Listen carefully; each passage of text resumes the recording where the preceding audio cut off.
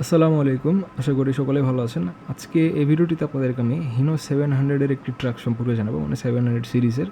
তো একজন কমেন্ট করে জানিয়েছিলেন বেশ অনেক কয়েকদিন আগে, Hino 700 series FY4832 12 wheels review দেন ভাই। তো তিনি মিরাজ, এমডি মিরাজ, তিনি কমেন্ট করে জানিয়েছেন যে এই গাড়িটা সম্পর্কে তিনি ভিডিও দেখতে চান।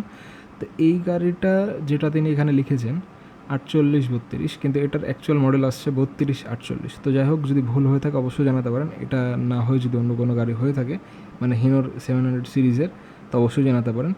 তো আজকে যে গাড়িটা আমি পেয়েছি এই কাছাকাছি কনফিগারেশনে বা এই কনফিগারেশনে, সেটা সম্পর্কে জানার চেষ্টা করবো আজকের এই ভিডিওটিতে।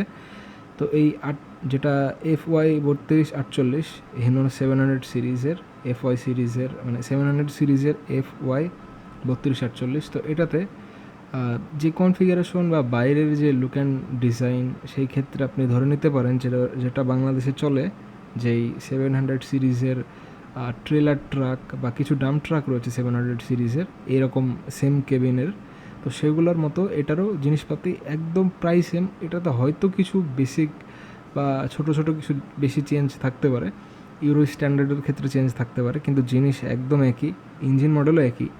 তো বেশ কিছু জিনিস একদম সেমই থাকবে, তো অনেক কিছু সেম থাকবে, তো এটা ধরে নিতেই পারেন। তো ভিউয়ার্স, চলুন জেনে আসা যাক এই গাড়িটাতে কী কী রয়েছে।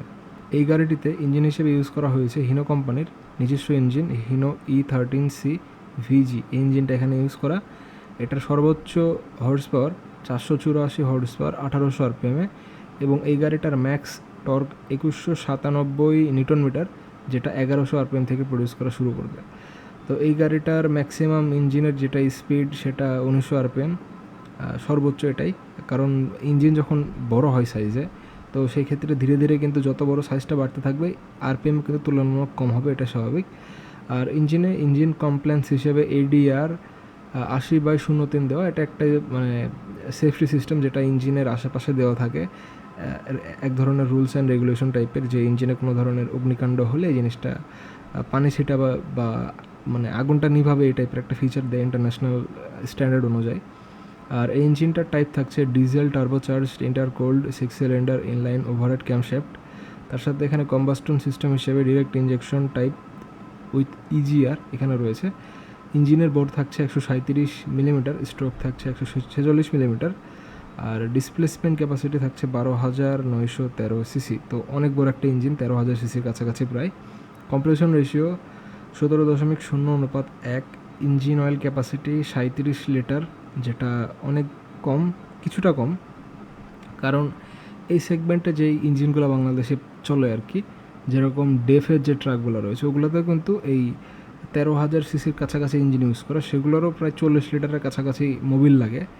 আবার স্কেনিয়ার যেটা বাস রয়েছে, স্কেনিয়া যেটা K410, ওইটা তো সম্ভবত 45 লিটারের মতো ইঞ্জিন অয়েল ইউজ করা হয়।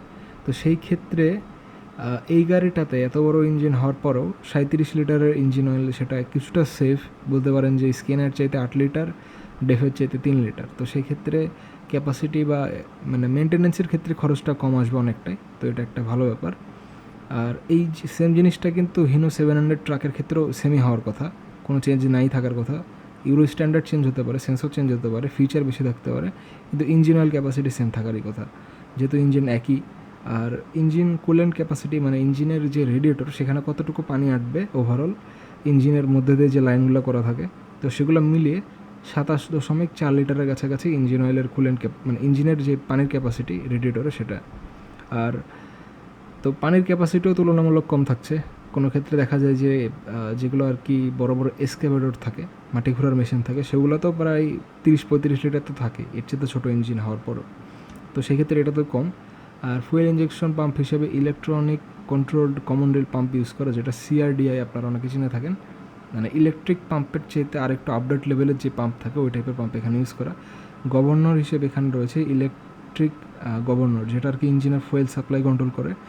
তার সাথে এখানে এয়ার কম্প্রেসর ইউজ করা, single cylinder water cold air compressor, মানে যেটা আর কি গাড়ির ব্রেকের হাওয়া তৈরি করবে। এই জিনিসটা কিন্তু এখানে মানে ওয়াটার কোল্ড ফিচার রয়েছে, সেটা ঠান্ডা করার জন্য, সেটাও গরম হয় কন্টিনিউয়াসলি যেহেতু চলে। তো এই এয়ার কম্প্রেসরের যে সিসি, সেটা হচ্ছে যেটা পিস্টন আর কি, পিস্টনের যেটা বোর সেটা হচ্ছে 95 মিলিমিটার, আর স্ট্রোক থাকছে 70 মিলিমিটার। এটা হচ্ছে পিস্টনের বোর অ্যান্ড স্ট্রোক। আর এক্সস্ট সিস্টেম হিসেবে রয়েছে horizontal outlet with ACR system. আর তার সাথে এখানে ইমিশন কন্ট্রোল সিস্টেম হিসেবে EGR, ACR, meeting ADR 80/03 using euro 5 STD. তো ইউরো 5 স্ট্যান্ডার্ডের এটা ইঞ্জিন, যেটা ভিডিও শুরুতে বললাম। বাংলাদেশে যেটা চলে সেটার সাথে একটু আপডেটেড, আরও 2 জেনারেশন আপডেটেড। ক্লাচ এখানে রয়েছে হিনো কোম্পানির নিজস্ব ক্লাচ, হিনো CR380, এই ক্লাচটা এখানে ইউজ করা। ক্লাচ থাকছে dry twin plate with dumper spring. তো এখানে ডুয়েল ক্লাচ ইউজ করা, হাইড্রোলিক উইথ এয়ার বুস্টার। তার সাথে এখানে যেই সিরামিকের ক্লাচ ইউজ করা তার এখানে উল্লেখ করছে। তার সাথে এখানে 387 মিলিমিটারের এখানে ক্লাচ প্লেট ইউজ করা, যথেষ্ট বড় 2টা ক্লাচ এখানে একসাথে রয়েছে। তার সাথে এখানে ট্রান্সমিশন হিসেবে রয়েছে RTLO 18918B, এটা হচ্ছে গিয়ারবক্স মডেল। গিয়ারবক্স হিসেবে এখানে ইয়েটন কোম্পানির গিয়ারবক্স ইউজ করা, 18 ফরওয়ার্ড। আর তার সাথে 4টা মানে 4 রিভার্স 4টা ফরওয়ার্ড থাকবে, 18টা ফরওয়ার্ড গিয়ার, মানে সামনে থাকবে 18টা, পিছে থাকবে 4টা গিয়ার। আর এখানে ডুয়েল ওভারড্রাইভ টাইপ এখানে গিয়ারবক্স ইউজ করা, আর মেকানিক্যাল কন্ট্রোল থাকছে। তো ওভারঅল মানে 20টা গিয়ার, টোটাল 20টা না, এখানে টোটাল 22টা গিয়ার থাকবে। তো 22টা গিয়ার এটা সম্ভবত AMT সিস্টেমে থাকবে, মানে অটোমেটিক প্লাস ম্যানুয়াল 2টা। তো আপনি অটোমেটিকও চালাতে পারবেন, আবার সুইচ দিয়ে গিয়ার বাড়াতেও পারবেন, কমাতেও পারবেন। এই টাইপের ফিচার যেগুলো থাকে ওই টাইপের, মানে পুরোপুরি অটোমেটিক না, আবার পুরোপুরি ম্যানুয়াল না, এরকম একটা মাঝামাঝি অবস্থানে একটা থাকে, যে কারণে গাড়ি চালাতেও অসুবিধা হয় না। আর গিয়ার যত বেশি থাকে, লোড হ্যান্ডেল করার ক্যাপাসিটিও কিন্তু ততটাই বেশি থাকে, মানে ডিফারেন্সিয়াল পর্যন্ত আরও বেশি পরিমাণে টর্ক হ্যান্ডেল করার ক্যাপাসিটি, শক্তিটা আরও বেড়েছে। তো এই ক্ষেত্রে একটা বাড়তি বেনিফিট অবশ্যই থাকে। ব্রেক হিসেবে এখানে এয়ার ব্রেক ইউজ করা, তার সাথে এখানে ABS রয়েছে, তার সাথে এখানে ট্রেলার ব্রেক কন্ট্রোল রয়েছে, যেটা হ্যান্ড কন্ট্রোল অন ড্যাশ। তো যদি এটার পিছিয়ে কেউ ট্রেলার লাগাতে চায় সেক্ষেত্রে হয়তো ফিচার রয়েছে 12 চাকা হওয়ার পরেও। তার সাথে এখানে যেই পার্কিং ব্রেক রয়েছে, যেটা স্প্রিং অ্যাক্টিং, যেটা আর কি সেকেন্ড অ্যাক্সেলে থাকবে আর 3 নম্বর অ্যাক্সেলে থাকবে, মানে প্রথম অ্যাক্সেলের পরের যে অ্যাক্সেলটা সেটাতে থাকবে, আর দ্বিতীয় অ্যাক্সেলের পরে যে অ্যাক্সেলটা সেই অ্যাক্সেলে থাকবে, মানে সামনের চাকা বাদ, একদম পিছের চাকা বাদ, মাঝখানে 2টা চাকাতে এই অ্যাক্সেলের মানে পার্কিং ব্রেকটা থাকবে। আমার কাছে একটু অড লাগছে, কারণ একদম সামনের চাকাতে দিলে সুবিধা হতো। যাই হোক, তারা এই টাইপের কনফিগারেশন দিয়েছে, হয়তো এটা বেশি এফেক্টিভ হতে পারে। ইঞ্জিন রিটার্ডারও এখানে রয়েছে, ইঞ্জিন এক্সস্ট ব্রেক, তার সাথে এখানে রিটার্ডারও রয়েছে। আর তার সাথে এখানে যদি অ্যাক্সেলের ক্ষেত্রে আসি, তাহলে এখানে অ্যাক্সেল হিসেবে রয়েছে ফ্রন্ট অ্যাক্সেলের লোড ক্যাপাসিটি 15 টন, রেয়ার অ্যাক্সেলের load capacity 21,800 KG. Front axle এখানে ইউজ করা MF781 সিরিজের রিভার্স ইয়েটন, তার সাথে এখানে সেশন IBM টাইপের অ্যাক্সেল ইউজ করা। তার সাথে এখানে রেয়ার অ্যাক্সেল হিসেবে THD18 ট্যান্ডেম অ্যাক্সেল ইউজ করা। তার সাথে এখানে dual drive with inter axle, differential lock, full floating, আরও যে এক্সেট্রা ব্যাপার থাকে আর কি, ফুল ফ্লোটিং, হাবিজাবি। তো এখানে মূল অ্যাক্সেল যে মডেলটা সেটা হচ্ছে THD18 ট্যান্ডেম অ্যাক্সেল, এই অ্যাক্সেলটা এখানে ইউজ করা পিছে।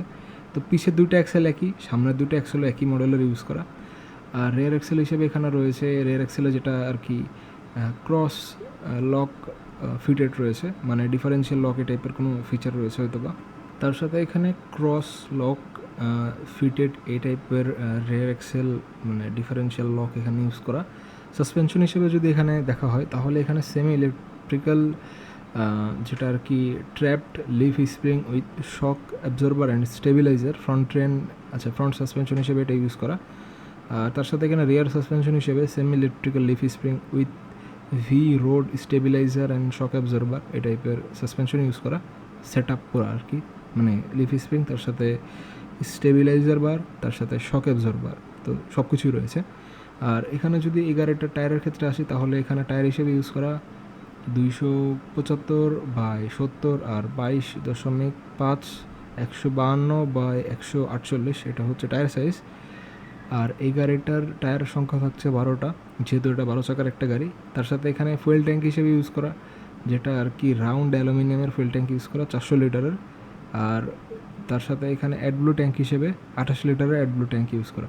ইলেকট্রিক্যাল ফিচারের ক্ষেত্রে যদি আসি, তাহলে এখানে 24 ভোল্টের নেগেটিভ আর্থ ইলেকট্রিক্যাল সাপ্লাই এখানে দেওয়া। তার সাথে এখানে ব্যাটারি হিসেবে 24 ভোল্টের 2টা series connection type battery use করা। Battery capacity 150 ampere at 20 hour rate, 20 ঘন্টা পর্যন্ত হয়তো ব্যাকআপ দিতে পারে গাড়ির যে কাজগুলো রয়েছে সেগুলোতে, গাড়ির যে যতটুকু আর কি ইউজ থাকবে, যতটুকু ব্যাটারি ইউজ থাকবে ওই হিসেবে হয়তো বা। তার সাথে এখানে অল্টারনেটর রয়েছে ব্রাশ টাইপ 24 ভোল্টের 90 অ্যাম্পিয়ার ক্ষমতা সম্পন্ন with built in rectifier and voltage regulator, built in রেকটিফায়ারও থাকবে, ভোল্টেজ রেগুলেটরও থাকবে বিল্ট ইনভাবে অল্টারনেটরের ভেতরে। তো এই টাইপের আর কি অল্টারনেটর বা ডাইনামো আপনারা যেটা চিনে থাকেন, তো ওই জিনিসটা এখানে ইউজ করা রয়েছে, যেটা কারেন্ট তৈরি করে গাড়ির ইঞ্জিনের সাথে লাগানো থাকে। তার সাথে এখানে স্টার্টার মোটর হিসেবে রয়েছে পিনিয়ন শাফট ক্যাপাসিটি 24 ভোল্টের 0.6 কিলোওয়াটের এখানে স্টার্টার মোটর ইউজ করা। তার সাথে এখানে ল্যাম্প হিসেবে হেডলাইট রয়েছে, ফগ ল্যাম্প রয়েছে, কর্নারিং ল্যাম্পও রয়েছে, সাইড মার্কার রয়েছে। তো যে টাইপের আর কি প্রয়োজনীয় জিনিস, রুম ল্যাম্প, তারপর এখানে আউটলাইন মার্কার, যে টাইপের লাইট টাইপের আলোকসজ্জা টাইপের যা যা লাগে সবই এখানে রয়েছে। আর কেবিনের যে ফিচারগুলো রয়েছে ক্যাব ফিচার, যেটা আর কি কেবিনে 3 জনের প্যাসেঞ্জার ক্যাপাসিটি, তারপরে এখানে রেয়ার ভিউ মিরর, তারপরে এখানে প্যাসেঞ্জার সিট, তারপরে এখানে ক্যাব স্টেপ, তারপরে এখানে ফ্রন্ট ম্যাট, ফ্লোর ম্যাট, তারপর এখানে যে টাইপের আর কেবিনে যে টাইপের ফিচারগুলো থাকে আর কি, যে টাইপের ছোটো ফ্রিজ থাকতে পারে, সিট রিলেটেড ফিচার থাকতে পারে, অডিও সিস্টেম থাকতে পারে, ব্লুটুথ ফিচার থাকতে পারে। তো এই টাইপের যা জিনিস রয়েছে সবগুলো একদম দেওয়া এই গাড়িতে। তার সাথে কিন্তু ক্রুজ কন্ট্রোল ফিচারটাও রয়েছে, আর পাওয়ার স্টিয়ারিং, যেটা আর কি টিল্ট অ্যান্ড টেলিস্কোপিক টাইপ এখানে স্টিয়ারিং ইউজ করা। তো এই টাইপের ফিচারগুলো রয়েছে। তারপরে গেজ যে মিটারগুলো, এগুলো আমি একদম আপনাদের কি বলা যায় আর কি স্ক্রিন আমি দিয়ে রাখলাম, এগুলো আপনারা চাইলে এই ভিডিওটি থামিয়ে আপনারা দেখে নিতে পারেন। এইগুলো জানেন আর কি আপনারা, এই টাইপের গাড়িতে এই টাইপের ফিচার থাকে, তারপরেও যদি আপনারা দেখতে চান দিয়ে রাখলাম। তো এই ছিল আজকের এই ভিডিওটি। দেখা হবে নেক্সট কোনো একটি ভিডিওতে। অবশ্যই কমেন্টে জানাতে পারেন এই হিনো FY3248 এই গাড়িটা সম্পর্কে কীরকম লাগলো। ওভারঅল যদি গাড়ির কোনো গাড়িটা কেমন আসলে এই কথায় যদি আসি, তাহলে অবশ্যই বেটার একটা গাড়ি। 2197 Nm টর্ক প্রডিউস করে, যেটা 2200 নিউটন মিটারের কাছাকাছি। তো এত বেশি টর্ক দিচ্ছে এই গাড়িটা, তার সাথে এই গাড়িটা এত বেশি হর্স পাওয়ার প্রডিউস করছে, 13,000 সিসির কাছাকাছি ইঞ্জিনের অয়েলের মেনটেন্যান্সও কম। ওভারঅল গাড়িটা শক্তপোক্ত যথেষ্ট ভালো, হিনোর একটা গাড়ি। তো সেই ক্ষেত্রে বাংলাদেশে বিভিন্ন জায়গায় হয়তো বা যেগুলো ডাম্প ট্রাক চলছে, এটারই সেম টাইপের কনফিগারেশন হওয়ার কথা, বা ট্রেলার যেগুলো চলছে। আর বলতে পারেন যে লং টাইম রিলায়েবল গাড়ি, কারণ আমাদের দেশে চলে এগুলা, যারা রিকন্ডিশন কিনে বাংলাদেশে চালায়। হয়তো বা নতুনও কেউ যদি কিনে থাকে, সেটা আসলে অতটা ট্রেস করা বা অতটা দেখার কোনো উপায় নাই, কারণ আমি যেগুলো দেখেছি ছবিতে দেখেছি, সামনাসামনি আমার দেখার কোনো সৌভাগ্য হয়নি এই গাড়িটা। তো অবশ্যই আমি যদি কখনো সামনাসামনি দেখতে পাই, তো অবশ্যই এক্সপিরিয়েন্সটা শেয়ার করবো, যে এটার ইঞ্জিনের সাউন্ড কীরকম, ওভারঅল ফিচার, ওভারঅল গাড়িটা কীরকম আসলে। তো সেই জিনিসটা আপনাদের সাথে শেয়ার করার চেষ্টা করব। তো যথেষ্ট পাওয়ারফুল একটা ইঞ্জিন হিনোর। এখনও পর্যন্ত যতগুলো পাওয়ারফুল ইঞ্জিন রয়েছে, এই E13C যে ইঞ্জিনটা রয়েছে, এটাই কিন্তু সর্বোচ্চ আপডেটেড বা সর্বোচ্চ পাওয়ারফুল একটা ইঞ্জিন। তো এই সেম কনফিগারেশনের E13 ইঞ্জিনের সাথে তাদের যে ইউরো 6 স্ট্যান্ডার্ডের যে কেবিনটা বা নতুন আপডেটেড ফিচারওয়ালা যে ব্যাপারটা, এই হিনো 700 সিরিজের, এই হিনো 700 সিরিজের, তো সেটা সম্পর্কে জানাবো। তো 700 সিরিজে এই সেম টাইপের কনফিগারেশনেরই কিন্তু গাড়িটা থাকবে ইউরো 6-এ। তো সেটা সম্পর্কে জানাবো, আশা করি পরের ভিডিওতে হতে পারে বা একটু লেটও হতে পারে, কিন্তু সেটা সম্পর্কে অবশ্যই জানার চেষ্টা করবো, আশা রাখি, কারণ সেটা তো বেশ কিছু ইন্টারেস্টিং ব্যাপার রয়েছে, সেগুলো আপনাদের সামনে তুলে ধরার চেষ্টা করবো। দেখা হবে নেক্সট কোনো একটি ভিডিওতে। আর যারা এখনও চ্যানেলটিকে সাবস্ক্রাইব করেনি, তারা অবশ্যই চ্যানেলটিকে সাবস্ক্রাইব করে রাখতে পারেন। কেমন লাগলো এই গাড়িটা, বাংলাদেশে কেমন চলতে পারে সেটা অবশ্যই জানাতে পারেন, কারণ বাংলাদেশে চলে অলরেডি। কেমন চলতে পারে এটা আসলে না জিজ্ঞাসা করলেও কিছু যায় আসে না, কারণ বাংলাদেশে চলে অলরেডি এই 700 সিরিজের গাড়ি সেম ইঞ্জিনের সাথে। হয়তো বা পাওয়ার কনফিগারেশন কিছুটা কম হতে পারে, অল্প কিছুটা 19-20 বা 18-20 তফাৎ, কিন্তু ইঞ্জিনও একই, কেবিনও একই, বা বাদবাকি ফিচারও হয়তো একই, কিছু অতি সামান্য ডিফারেন্স রয়েছে যেগুলো বাংলাদেশে চলে। তো এই ছিল আজকের এই ভিডিওটি। দেখা হবে নেক্সট কোনো একটি ভিডিওতে। যারা এখনও চ্যানেলটি সাবস্ক্রাইব করেনি, তারা অবশ্যই চ্যানেলটিকে সাবস্ক্রাইব করে রাখতে পারেন। আসসালামু আলাইকুম।